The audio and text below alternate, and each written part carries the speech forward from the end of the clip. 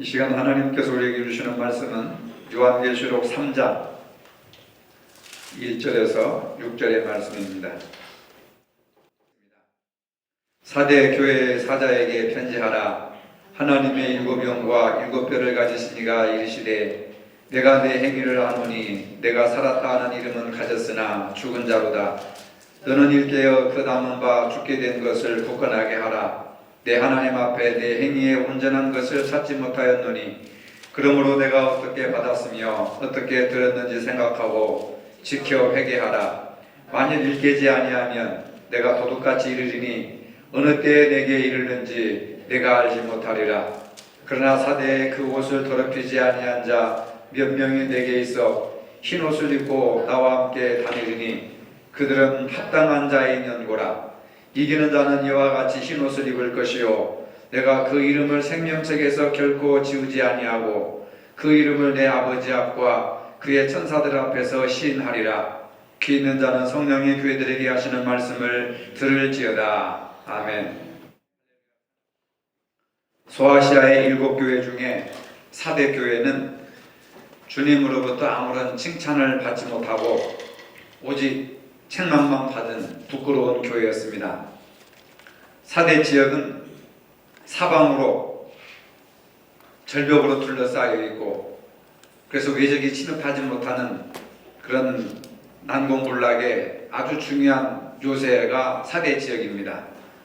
그래서 들어오는 길은 좁고 구불구불하여서 이곳을 아무도 침략하지 못하는 그러한 요새로 불렸습니다.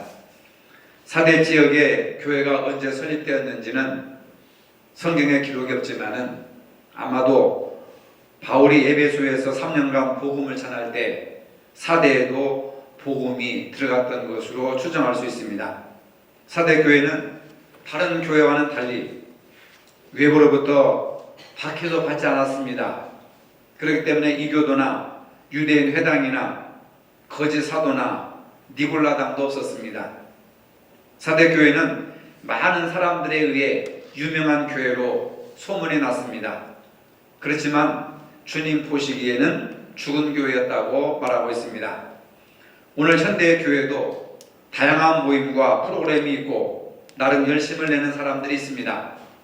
그러나 사람들의 기준으로 교회를 평가하지 않고 주님의 기준으로 평가할 때 이 땅에 실상 죽은 교회가 많이 있습니다.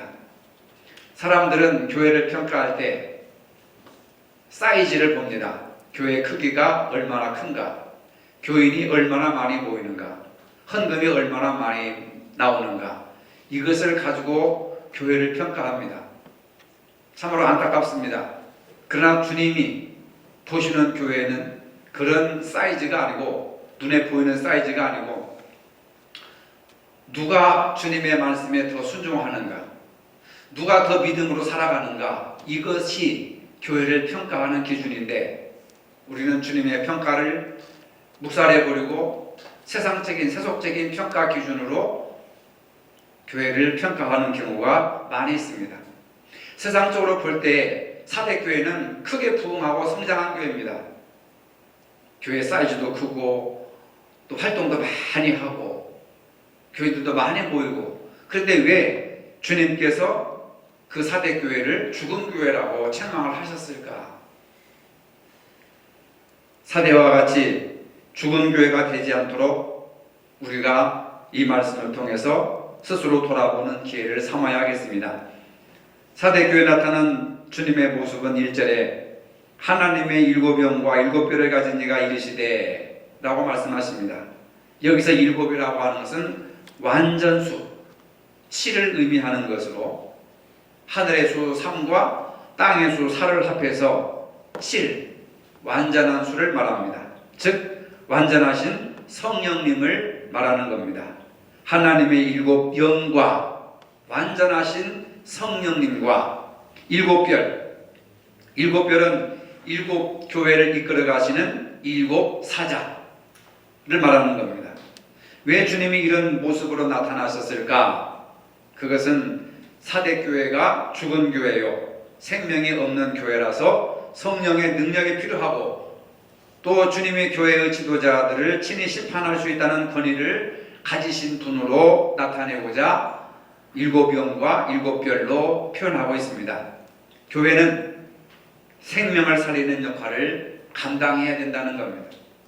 생명을 살리지 않는 교회는 이미 죽은 교회고 존재할 필요가 없는 교회라고 말씀하고 있습니다. 사대교회는 이런 책망을 받았습니다. 1절에 보면 사대교회 사자에게 편지하기를 하나님의 일곱 영과 일곱 별을 가진 네가 이르시되 내가 내 행위를 아노니 내가 살아있다는 이름은 가졌으나 죽은 자로다. 사대교회를 죽은 교회라고 합니다. 교회의 이름은 살았지만 실상은 죽어있는 교회였습니다. 사람의 입장에서 볼 때 살아있는 것 같지만 주님께서 보실 때 죽은 교회라고 하십니다. 이름이 살아있다는 말은 교회가 그 지역에 널리 이름을 펼쳐서 유명한 교회가 되었고 사람들의 부러움을 살 만한 큰 사이즈를 가진 교회였다는 사실입니다. 겉으로 볼 때는 조용하고 평화로운 교회였습니다. 그러나 그 조용함과 평화는 공동묘지의 조용함과 평화였습니다. 교회가 살았으나 실상은 죽은 자라는 것은 우리의 신앙은 살아있으나 실상은 주님 보실 때에 죽은 신앙이라고 말을 할 수가 있습니다. 이 영적인 죽음이 어떤 의미를 말해주는지 1절 말씀에 나타나 있습니다. 내가 내 행위를 안다. 내가 내 행위를 아노니 주님은 말씀하십니다. 내가 내 행위를 안다. 원어에서는 이 행위라는 말이 복수형인 행위들로 표현되고 있습니다. 이 말은 사대교회가 사업을 많이 했던 교회였다는 겁니다. 내가 내 행위들을 안다. 교회에서 한 사업을 내가 어떤 사업을 했는지 알 수 있다. 요즘식으로 말하자면 모여서 열심히 기도하고 예배 참석도 잘하고 교육도 열심히 하고 교회 구제와 봉사와 선교를 열심히 하는 교회였습니다. 얼마나 훌륭한 교회입니까? 얼마나 모범된 교회입니까? 그런데 주님은 그 여러 가지 행위들을 보시지 않았다고 하는 것. 그런데 이렇게 유명한 교회가 바로 사대교회였고 주님은 사대교회를 죽은 교회라고 말씀하십니다. 여러분 이상하지 않습니까? 이렇게 열심을 내는 교회를 왜 주님은 죽은 교회라고 책망을 하셨을까요?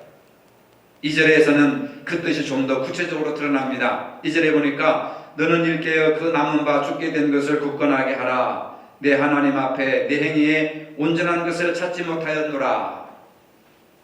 애매하게 알 듯 모를 듯 이렇게 말씀을 하시지만 좀 더 이렇게 깊이 들어가 보면 사대교회를 왜 죽은 교회라고 했는지 분명하게 그 뜻이 드러나고 있습니다. 주님은 여기서 사대교회에게 일깨우라 말씀하십니다. 사대교회는 여러 가지 다양한 프로그램이 있고 많은 사람들이 모였지만은 깊은 잠에 빠져 있었다는 사실입니다. 만약 이 잠에서 깨어 있지 않으면 영원한 죽음으로 빠져들게 된다는 사실입니다. 사대교회는 자기 만족의 잠에서 빠져서 항상 깨어 준비하는 신앙의 태도를 잃어버렸습니다. 개인적으로 잘 사니까 아무 문제 없으니까 영적인 어떤 긴박함도 없고 또 심각한 위기의식도 느끼지 못하고 그러니까 교회가 계속해서 영적인 잠에 빠져버리고 마는 겁니다. 사대 지역은 난공불락의 지형인 이점만 믿고 교만하다가 결국 나중에 점령을 당했던 것처럼 사대교회도 깨어있지 않으면 영적인 적군인 마귀에게 금방 넘어갈 위기에 몰린다는 사실을 예수님은 간파하셨습니다. 그래서 사대교회는 겉으로는 실천이 많았지만 행위들이 많은 교회였지만 깊은 잠에 빠져서 온전한 실천이 없었다고 주님은 책망하십니다. 그러면 구체적으로 사대교회에 올바르지 못한 행위가 무엇일까요? 무엇 때문에 책망을 받았습니까? 4절에 그러나 사대에 그 옷을 더럽히지 아니한 자 몇 명이 내게 있어 흰 옷을 입고 나와 함께 다니리니 그들은 합당한 자에 있는고라. 이 말에서 볼 수 있듯이 교회 안에 소수의 숫자만 제외하고 모든 성도들이 옷을 더럽혔다고 합니다. 사대교회는 소수만 신앙을 지켰고 나머지 다수가 문제투성이었다는 사실입니다. 그 상황 속에 굽히지 않고 그 옷을 더럽히지 않는 자들 몇 명이 있었기 때문에 위로와 소망이 되고 있습니다. 옷을 더럽혔다는 말은 신자들이 주변의 세속 문화 또는 세상 사람들의 문화 속에 파묻혀 살면서 같이 뒹굴고 죄지으면서 살았다는 겁니다. 이것을 보시고 주님은 옷을 더럽혔다고 말씀하십니다. 당시 사대는 직물업과 염색업으로 유명한 도시였습니다. 우상이 성행했습니다. 특별히 탐심과 가소비와 도덕적인 타락으로 악명 높은 도시였습니다. 도덕성의 땅에 떨어진 도시, 마치 소돔과 고모라 같은 도시였습니다. 반문화가 발달한 도시였습니다. 그런 곳에 있던 사대교회 교인들은 교회 와서는 열심히 기도하고 남들이 부러워할 만한 성경 공부를 하고 아름다운 목소리로 찬양을 했지만 교회 밖에만 나가면 곧바로 술집으로 향하고 불신자들의 세속에 동화되어 갔습니다. 이것을 주님은 옷을 더럽힌 것이라고 책망하고 있습니다. 주님은 사대교회에 책망하신 후에 2절과 3절에서 각각 권면을 주십니다. 2절에 너는 일깨워 그 남은 바 죽게 된 것을 굳게 하라. 내 하나님 앞에 내 행위에 온전한 것을 찾지 못하였노니. 두 가지를 권면하고 있습니다. 먼저는 일깨우라. 그리고 둘째는 온전하라 라고 하는 말씀입니다. 일깨우지 못했고 온전하지 못했기 때문에 사대교회가 주님으로부터 책망을 받았다는 것입니다. 일깨라고 하는 말은 경계하라, 잠에서 깨라, 정신 차려라. 많은 사람들이 신앙생활을 하고 성경 공부를 하고 성경을 읽고 설교를 들어도 깨어나지 못합니다. 정신을 차리지 못합니다. 잠에 취한 듯, 마약에 취한 듯 비몽사몽간에 설교를 듣고 엉뚱하게 설교를 해석하고 이해하고 사람의 말을 듣고도 엉뚱한 말을 하고 도대체 일깨라고 하는 말을 우리는 깨닫지 못하고 비몽사몽간에 심지어는 자기가 듣고 경험한 것조차도 말하지 못하고 엉뚱한 말을 하는 그런 어떤 시대 속에서 일깨라고 하는 말은 정신 차려라. 정신 차려서 말씀을 읽고 말씀을 듣고 정신 차려서 올바른 말을 해라 하는 그런 내용입니다. 그래서 일깨라, 경계하라, 잠에서 깨라는 얘기는 잠도 자지 말고 뭐를 하라고 하는 그런 뜻이 아니라는 것이죠. 정신을, 의식을 똑바로 차리고 사리를 분별하고 무엇이 진실이고 무엇이 거짓인지를 분명하게 구별할 줄 아는 사람, 의식이 뚜렷한 사람, 의식이 확실한 사람, 이런 사람들이 모인 교회가 올바른 길로 가는 거고 올바른 방향으로 나아가는 것이고 주님의 뜻을 따라 행하게 되는 교회입니다. 왜 우리가 깨어있어야 합니까? 3절에 그 해답이 나와 있습니다. 만일 일깨지 아니하면, 만일 정신 차리지 아니하면, 만일 깨어있지 아니하면 내가 도적같이 이르니 어느 시에 내게 임하는지 내가 알지 못하리라. 주님이 도적같이 오시기 때문에 언제 오실지 모르기 때문에 깨어있어야 한다 이렇게 말하고 있습니다. 종말을 의미합니다. 언제 주님이 오실지 또는 우리가 언제 죽을지 그 주님 앞에 갈지 아무도 알지 못하기 때문에 항상 정신을 차려라. 다른 본문에서는 깨어 기도하라 하는 본문과 같은 내용입니다. 깨어 기도하라고 하는 것은 항상 주님과 1대1의 관계를 맺어가면서 신앙을 지켜나가라고 하는 말이죠. 또 온전하라고 말씀하셨습니다. 사대교회는 온전하지 못하고 정신 차리지 못했기 때문에 책망을 받았습니다. 사대교회는 건물도 크고 겉모양은 믿는 자가 많이 있었던 것 같지만은 믿는 행위가 올바르지 못했습니다. 2절에서 주님은 온전한 것을 찾지 못하였다. 사대교회를 바라보니까 온전한 것을 발견하지 못했다는 겁니다. 주님께서 원하시는 온전함이란 무엇일까요? 주님은 늘 우리에게 온전하라고 하셨습니다. 마태복음 4장 48절에도 온전하라. 내가 온전한 것 같이 너희도 온전하라. 사도 바울도 온전한 하나님의 뜻을 분별하라고 로마서 12장 2절에 말씀하고 있습니다. 그렇다면 온전이라고 하는 뜻이 뭐냐? 완전이라는 뜻과는 다릅니다. 온전은 완전과는 의미가 다릅니다. 우리는 죄 없게 되거나 완전해질 수가 없습니다. 온전의 의미는, 본문에서 말씀하고자 하는 온전의 의미는 뭐냐? 돼지가 흙탕물 속에 뒹굴며 살듯이 그렇게 살지 말라라고 하는 뜻입니다. 다소 불쾌한 그런 뜻을 가지고 있습니다. 이 얘기는 뭐냐? 더럽고 지저분한 탐욕에 따라 살지 말라. 내 육신의 정욕과 안목의 정욕과 이생의 자랑에 따라 살지 말아라. 내 육신의 유익을 구하며 욕망을 따라 살지 말아라. 돼지가 흙탕물 속에 뒹굴며 살듯이 그렇게 혼탁하게 살지 말아라. 탐욕에 따라 살지 말아라. 뭔가 거룩하고 구별된 삶을 살아라 하는 얘기입니다. 교회를 크게 지었습니다. 성도들이 많이 모였습니다. 다양한 사업을 많이 했습니다.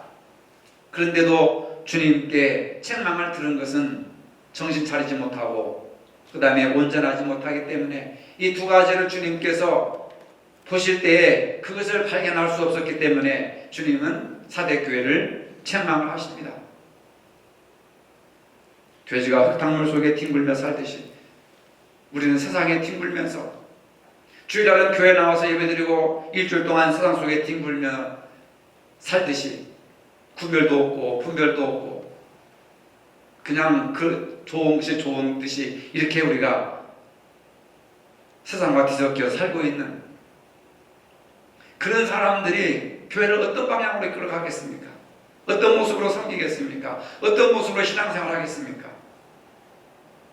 여전히 더럽고 지저분하고 탐욕에 젖어 살아가는 것이 너무나도 익숙하고 그것이 어쩌면 주님의 은혜로 착각할 정도로 그렇게 살아가고 있지 않습니까? 3절에 보면 주님은 내가 어떻게 받았으며 어떻게 들었는지 생각하고 지켜 회개하라 이렇게 말씀하고 있습니다. 여기서 생각하고 어떻게 복음을 받았고 어떻게 복음을 들었는지 생각하고라는 것은 기억하라 그 말입니다. 요즘 사회 보면 기억할게, 잊지 않을게 그런 말들을 많이 하지 않습니까? 그 사건을 기억하고 잊지 않겠다고 하는 겁니다. 내가 어떻게 복음을 받아들였고 어떻게 복음을 들었는지를 기억하라는 거예요. 우리는 도저히 하나님의 은혜를 받을 수 없는 죄인들입니다. 그럼에도 불구하고 우리가 어떻게 복음을 들었습니까? 어떻게 우리가 복음을 받았습니까? 한국 교회는 토마스 목사가 대동강가의 모래밭에 붉은 피를 흘리며 순교함으로 이 땅의 복음의 싹이 텄습니다. 그 순교자들의 피 위에 교회가 세워졌습니다. 그 사실을 우리가 기억해야 됩니다. 주님은 이기는 자에게 세 가지를 주신다고 5절에서 말씀하고 있습니다. 첫째는 흰옷을 입을 것이다. 흰옷은 고난에서 승리한 자들이 입는 그러한 옷입니다. 예수님의 피로 죄 씻은 사람들이 입는 옷입니다. 그리스도의 신부들이 입는 순결한 옷입니다. 흰옷은 승리와 속죄와 영광을 의미하는 옷입니다. 세속적인 것과 얼룩져서 더럽혀진 옷이 아니라 승리와 속죄와 영광의 그 옷을 말하는 겁니다. 바로 그런 옷을 이기는 자들은 입게 될 것이다 라고 하는 겁니다. 두 번째로 그 이름을 생명책에서 흐리지 않겠다고 말씀하고 있습니다. 역시 5절입니다.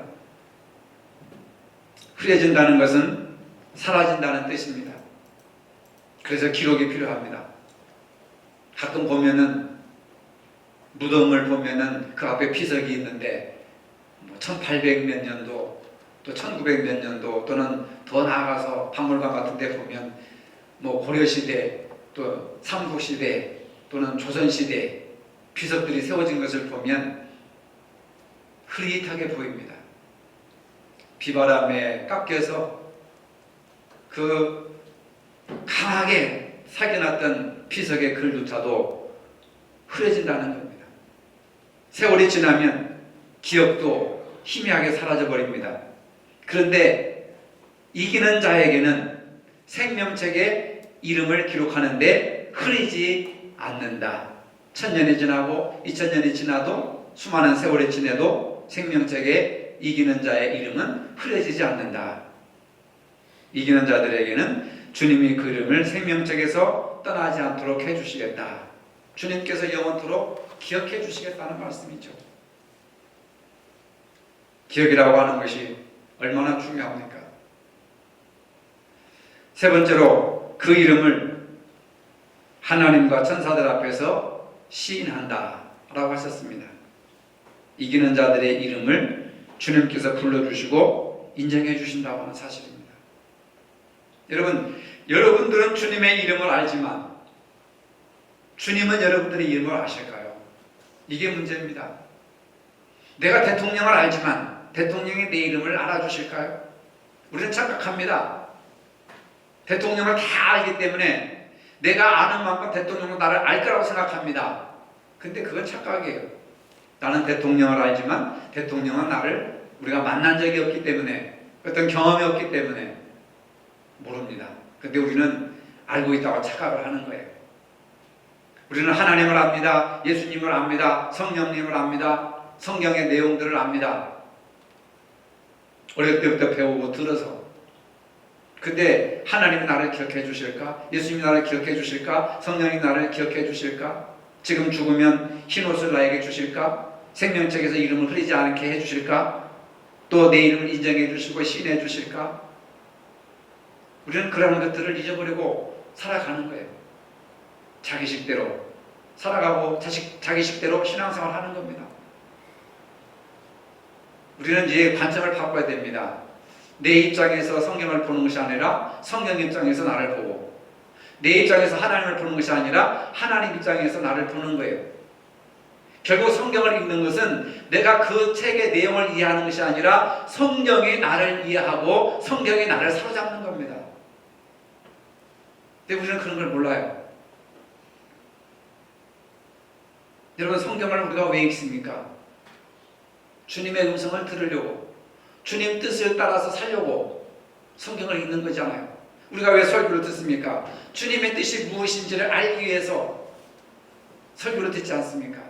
내 뜻을 관철시키기 위해서 우리가 신앙생활을 하지 않잖아요. 예수님도 뭐라고 했습니까? 아버지여, 할 수만 있으면 이 잔을 내게서 옮기시옵소서. 그러나 내 뜻대로 마옵시고 아버지의 뜻대로 하옵소서. 기도라고 하는 것은 내 뜻을 관철시키기보다는 아버지의 뜻을 이루어드리는 것이 그게 기도예요. 근데 우리는 자꾸 자기 관점에서, 자기 입장에서, 자기 형편에서 하나님도 예수님도 성령님도 심지어는 성경까지도 이렇게 뒤바꿔서 이해하려고 하니까 자기 변화가 안 되는 거죠. 성경을 많이 읽으면 내 자신이 변화가 됩니다. 성령 충만하면 성령이 나를 지배하고 사로잡고 나를 인도합니다. 나를 다스리십니다. 성령의 사람이 되니까. 그렇죠? 사도교회는 겉으로는 훌륭하고 건물은 웅장했지만은 실상은 죽어있는 마치 현대의 교회와 같습니다. 하지만 그 절망 중에서도 희망을 발견할 수 있는 것은 사대교회에 옷을 더럽히지 않고 주님과 동행한 소수의 몇몇 사람들이 있었기 때문에 역사에서 사라지지 않고 주님께서 책망을 하셔서 회개하라고, 회개하면 다시 산다고 이렇게 말씀해 주셨습니다.